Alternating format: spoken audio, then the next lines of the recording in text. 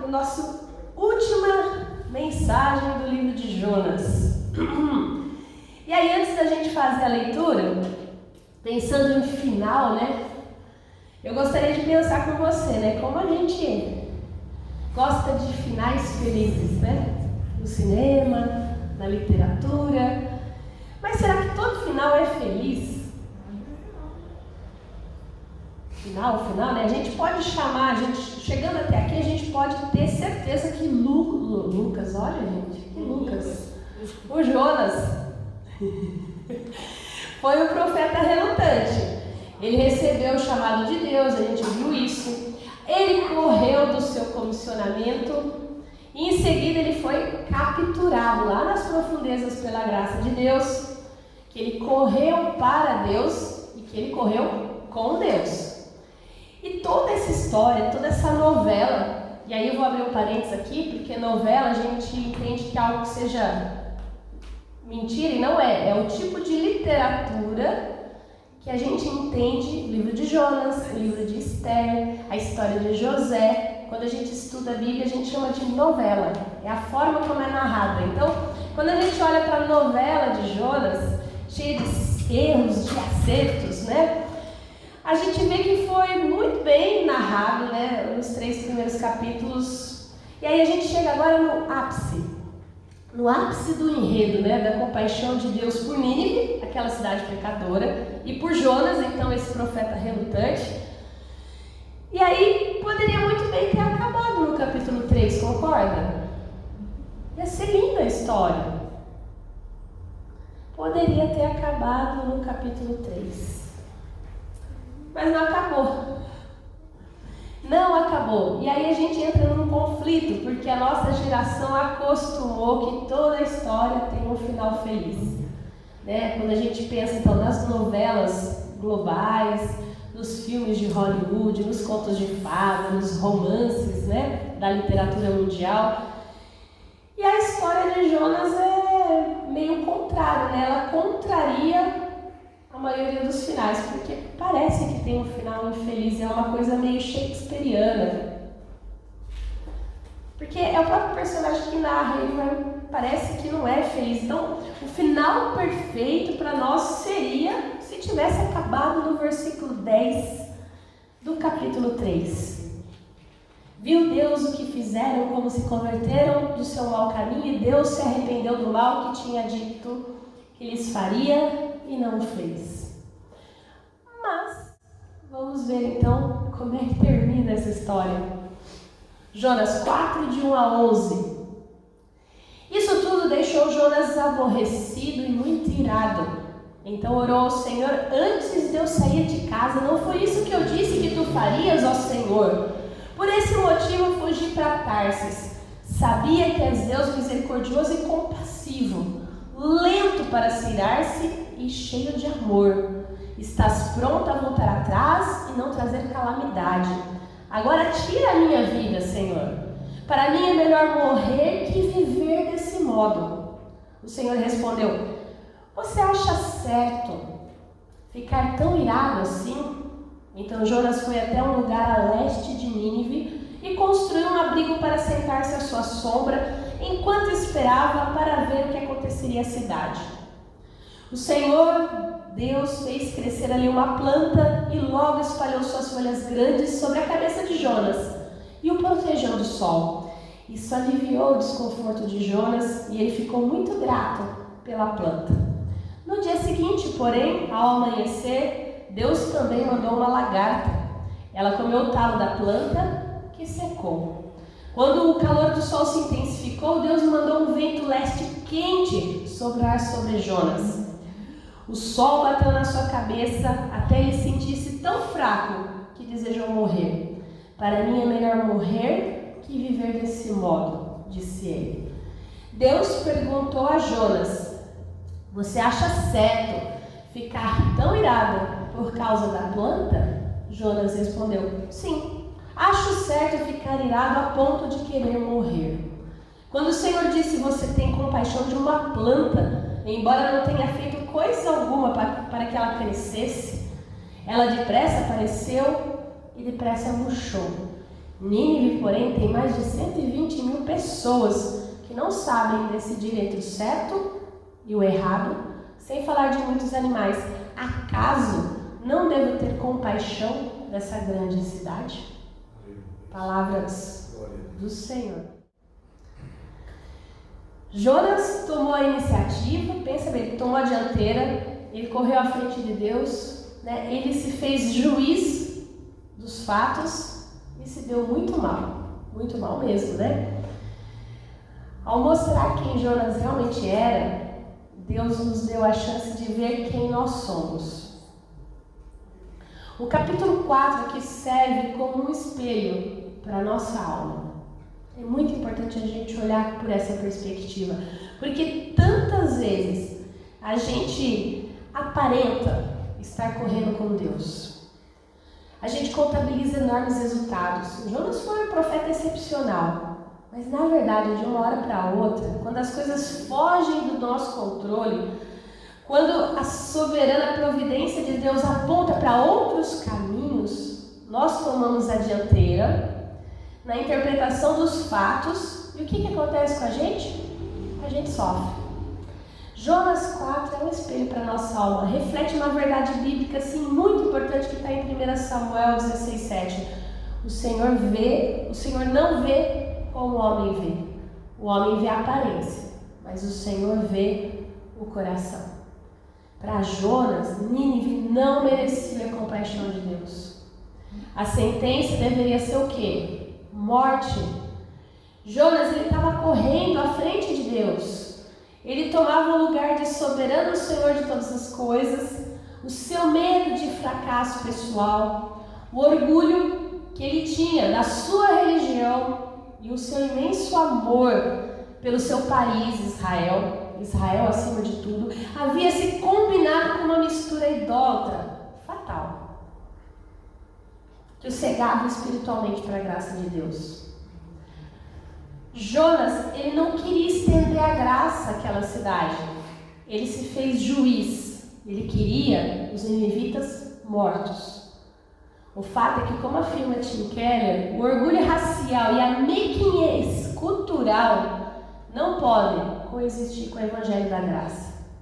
Não cabe. E diante desses fatos, nós encerramos essa série de mensagens sobre Jonas, fazendo ao nosso texto, no capítulo final dessa história, duas perguntas.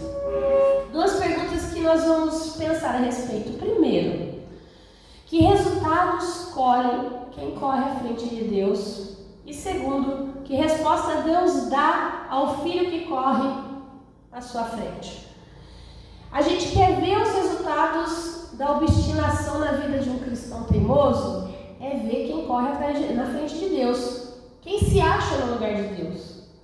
E você quer enxergar a resposta de Deus para essas pessoas? É quando a gente vê a resposta dele. E aí, vamos pensar.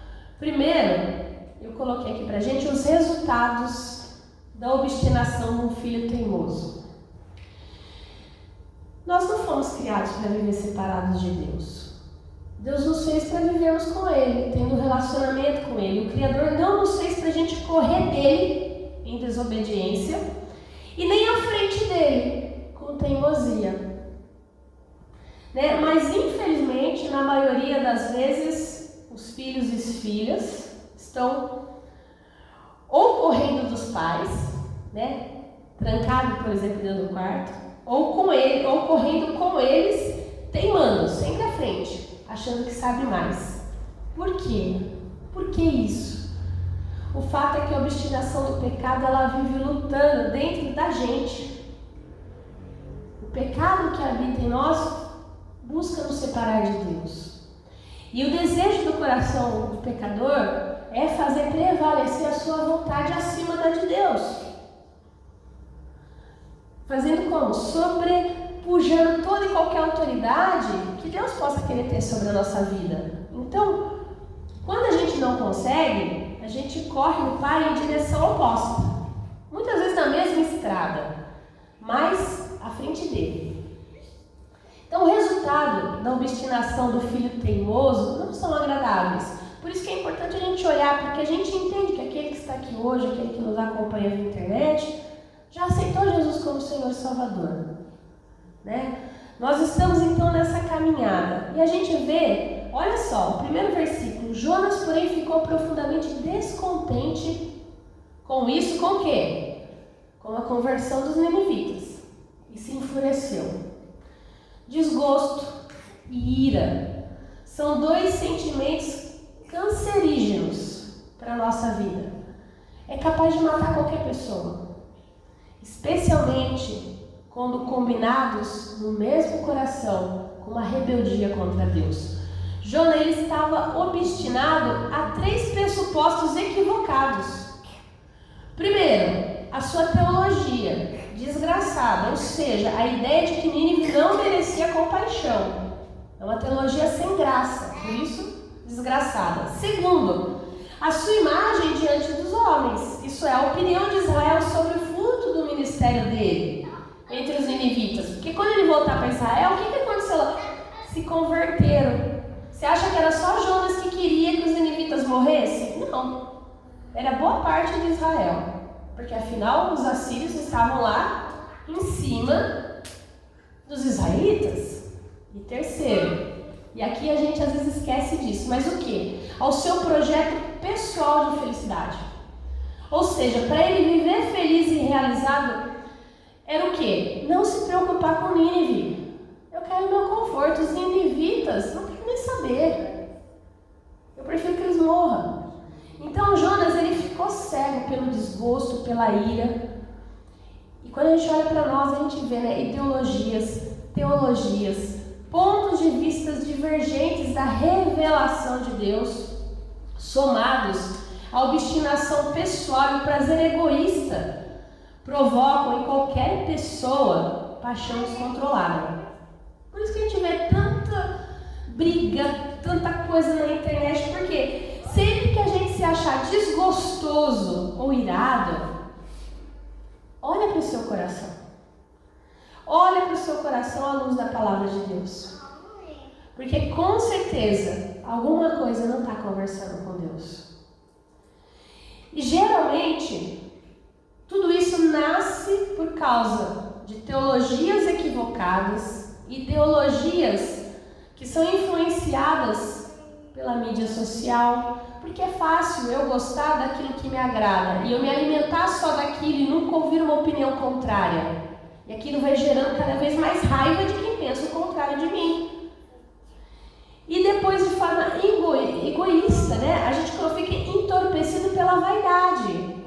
Porque eu vou ficando conhecedor daquilo, e aí é gostoso quando as pessoas olham e falam: nossa, muito bem, como você sabe disso? O ego cresce, né? E aí você fica entorpecido pela vaidade e pelo prazer. Jonas, ele ficou profundamente descontente com a compaixão de Deus pelos ninivitas. Não era algo que ele queria.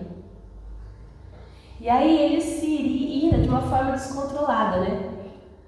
E a gente vê que a obstinação do filho teimoso destrói a sua paz. Porque olha, ele foi um profeta bem sucedido, mas profundamente descontente, descontroladamente irado. E o quê? Eu acho que eu peguei minha garrafa. Desculpa, gente, mas agora foi.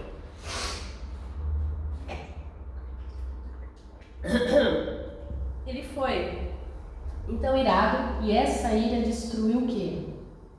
A sua paz.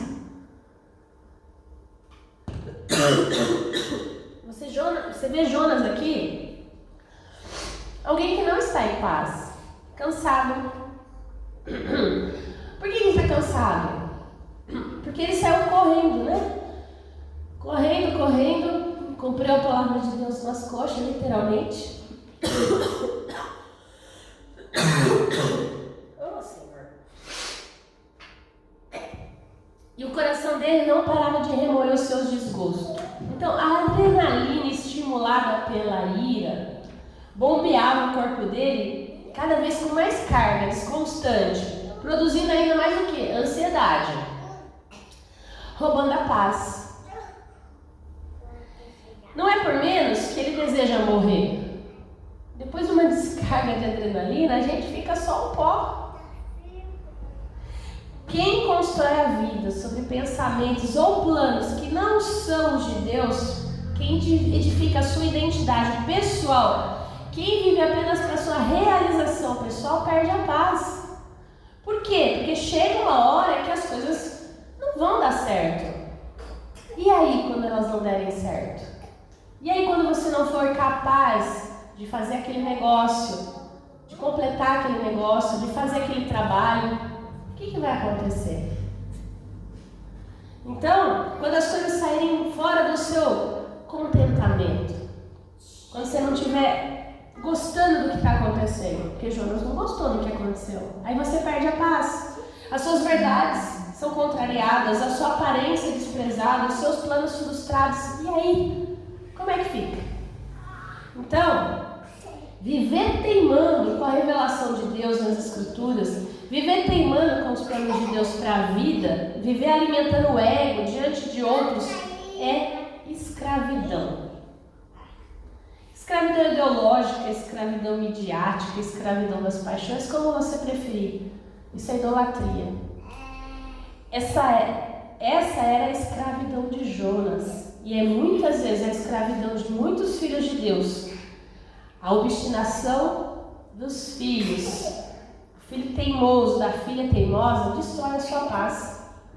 Porque você está ali, você acha que você está fazendo a obra de Deus, mas você está sempre sem paz.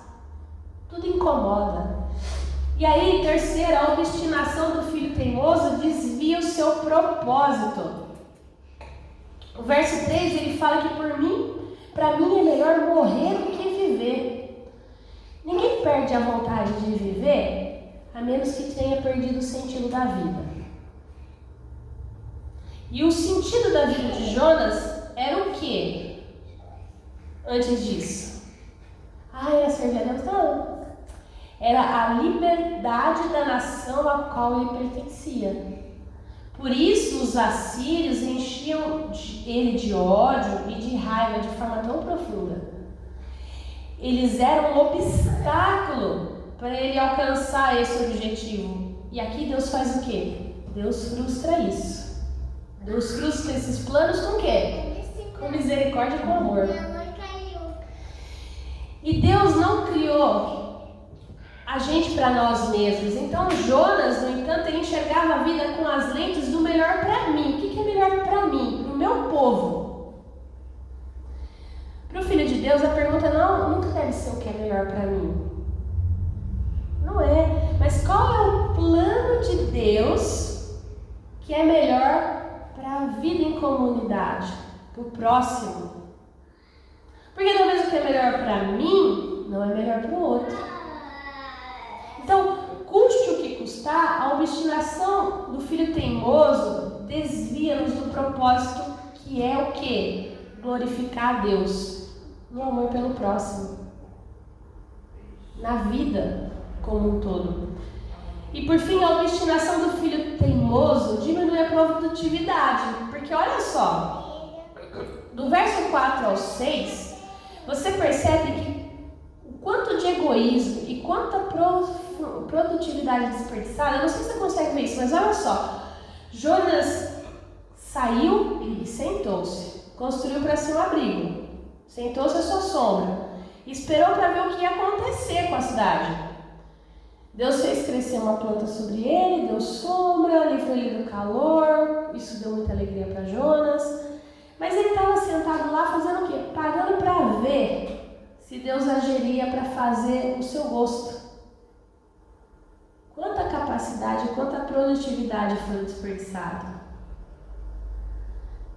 Ele poderia estar fazendo outras coisas, né? Bom, já fiz meu trabalho aqui, vou para a próxima cidade. Não, ele senta para ver. E aí ele se decepciona. Mas Deus faz o que provém a ele. E aí, por fim, a segunda pergunta que nós fizemos, né? Então, vamos ver então a resposta da compaixão desse pai desse pai amoroso.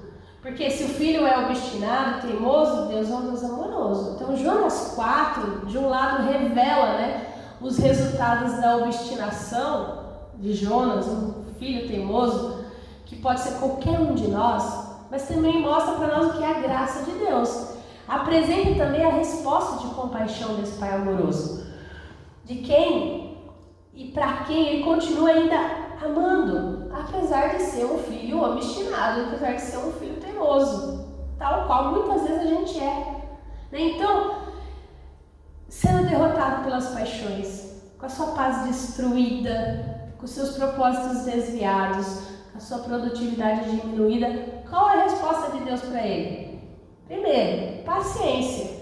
Gente, como Deus é paciente aqui. Ele podia mandar um raio e falar assim, podia. Mas Deus ainda dialoga com Jonas. O Senhor não desistiu do profeta. E meu irmão, minha irmã, Ele não desiste de nós tão facilmente.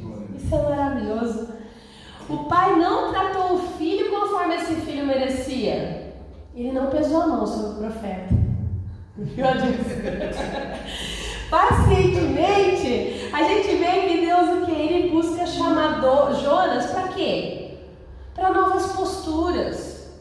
Ele busca com a palavra. Ele fez uma planta crescer, ele fez a planta morrer, ele expõe Jonas a um sol escaldante, ele dialoga com Jonas, ele confronta Jonas com verdades. Pacientemente, esse pai amoroso busca trazer Jonas de volta para quê? Para o seu colo. Deus ainda age pacientemente com cada um de nós, Ele cuida de nós, né? Ele continua agindo ao nosso redor, Ele chacoalha a gente quando precisa, Ele confronta, mas Ele também nos conforta com graça e com verdade. O pai amoroso é paciente. E glória a Deus por isso, né? E esse pai protege. Olha só, quando a gente lê no verso 5 que Jonas faz para ser um guarda-sol, o que aliás era a maior necessidade do profeta, vamos pensar naquele momento, Deus entra em ação e dá para ele uma proteção muito melhor para o sol, né? Então quando Jonas começa a sentir-se confortável demais, olha como tá bom isso aqui, né? Deus vai lá e faz o quê? Destrói a planta com verme e deixa ele debaixo de um calor insuportável. E quando tudo isso parecia não ser suficiente, e Jonas ainda blasfemava, Deus confronta o profeta com palavras. É como se Deus dissesse para ele: Jonas, você realmente acha que vale a pena se dar para coisas tão baratas e passageiras? Você ficar tão preocupado com isso? Jonas, olha aquele povo salvo lá em Nínive. Você não se importa com eles? Deus sempre protege os seus filhos e filhas, apesar dos seus filhos e filhas, né? E aí ele faz, constrói, desconstrói, cuida, confronta, faz, desfaz. Deus cala, Deus confronta, Deus conversa. É a proteção de um pai. Por isso que muitas vezes a gente não entende, né? Mas funciona assim. E por último, o perdão desse pai amoroso, porque Deus faz 3 perguntas para Jonas.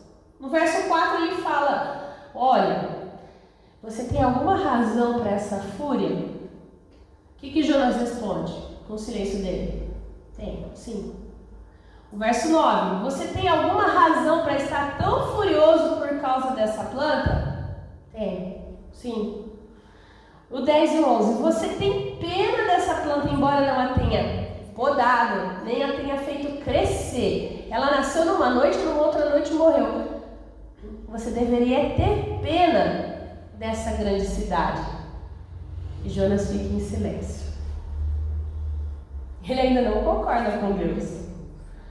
Jonas, ele se silencia para a última pergunta. Ele reconhece que Deus tinha razão. Ele não queria, mas Deus tinha razão. E talvez, né, aquilo que a gente fala, por que Jonas não acabou o livro, então, com o capítulo 3, falando do grande avivamento? Olha como, né, eu fui o profeta. Porque afinal ele termina o livro, então, mostrando descontentamento, mostrando raiva. Porque Jonas precisa demonstrar que Deus também o perdoou e o restaurou. Deus o chamou, ele correu, mas Deus capturou e o restaurou. Ele correu com Deus e Deus o usou com poder inquestionável. E ele correu à frente de Deus. E Deus puxa ele de volta e salva para si mesmo. Essa história está na Bíblia para revelar que Deus tem compaixão do pecador, seja ele quem for. Seja aquele que se acha religioso demais e detentor da verdade, ou aquele que ninguém quer que seja salvo. Deus é misericordioso. O Evangelho precisa chegar aos confins da terra. Nem Nínive deve ficar de fora. E nesse processo precisamos reconhecer também que nós, como filhos e filhas de Deus, muitas vezes, achando que estamos fazendo a obra de Deus, nos distanciamos de Deus. Achando que a gente é bom o suficiente, que a gente já tem a verdade, que a gente não precisa ser salvo. Deus confrontou Jonas com o fato dele se aborrecer mais em ficar queimado do sol do que milhares de pessoas não discernirem o que é certo e errado, em outras traduções discernir como direita e esquerda. O amor idólatra de Jonas pelo próprio país, Israel, e a sua presunção moral tinham que eliminado a compaixão do seu coração, a capacidade de ter empatia. Deus tratou Jonas e Ele nos trata, Ele nos restaura. Séculos mais tarde, apareceu alguém que a seus ouvintes atônitos disse ser o Jonas Supremo. Está lá em Mateus 12, de 39 a 41. Ao vir à terra, Jesus Cristo deixa a sua zona de conforto máxima para vir e ministrar não só a pessoas que poderiam prejudicá-los, mas que fizeram de fato, porque mandaram ele para uma cruz, a fim de salvar cada um. Jesus vem e morre por cada uma dessas pessoas. Ele diz que, olha, está diante de vocês aquele que é maior que Jonas. Enquanto Jonas, o original, foi supostamente dado como morto, Jesus morreu de verdade e ressuscitou. E foi o que ele chamou do sinal de Jonas. E ele ressuscitou para nos salvar. Jonas foi jogado em uma tempestade de água e vento. Sobre a cruz, no entanto, Jesus foi lançado na tempestade suprema de toda justiça e castigos divinos que nós, eu e você, merecíamos por nossas transgressões. Deus indicou a Jonas que amaria uma grande cidade perdida da terra de uma maneira que Jonas não faria. No Evangelho de Jesus Cristo, o verdadeiro Jonas, esse compromisso é cumprido. Jonas nos mostra que uma coisa é crer no Evangelho com a mente, outra é incutir o Evangelho no fundo do nosso coração, para influenciar tudo o que nós pensamos, sentimos e fazemos. Isso é maravilhoso. A história de Jonas nos chama, como povo de Deus, a ter compaixão das pessoas que são diferentes de nós, a ter empatia por elas, aquelas que nós achamos que não têm, que não merecem salvação. É um chamado para levar o amor de Deus a todos e a todas, em qualquer tempo. Assim como Deus nos chamou e nos perdoou, nós devemos, sem relutância, levar o amor e o perdão de Cristo até os confins da terra. E como a gente faz isso, Gisele? E aí eu queria deixar aqui 5 formas de você fazer isso. Evangelizando, que é falando do amor de Jesus. O que Jesus fez por você? Discipulando, trazendo alguém para perto, para ensinar o caminho de Cristo. É servindo, fazendo bem, sem orar quem? Não é por merecimento. É resultado da salvação que a gente teve, orando, intercedendo por essas pessoas. Porque talvez não é você que vai falar, Deus vai levantar uma outra pessoa num outro momento, mas ore pela salvação e perdoando, repartindo a graça que você recebeu. Não lute, mas reverbere com alegria a graça e a compaixão do nosso Deus. Que assim seja, em nome de Jesus. Amém? E é isso que nós vamos cantar. Nós vamos cantar sobre graça nesse momento. Depois nós vamos orar. Esse momento que também a gente sempre reserva para os dízimos e as ofertas. Um momento de agradecer por tudo que Deus tem feito nas nossas vidas. Pela salvação.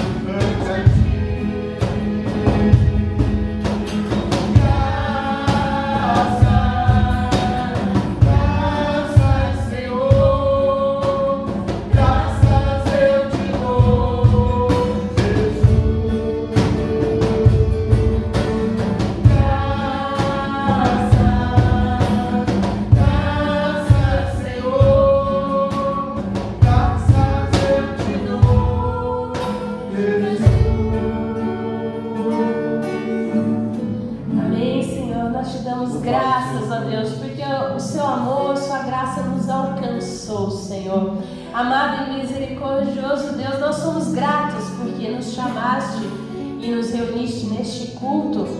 Obrigada pela comunhão contigo e com o povo de Deus, Pai. Obrigada pela dádiva da vida, da família, dos amigos, dos membros desta igreja, Senhor. Obrigada pela possibilidade de aprendermos sobre Ti.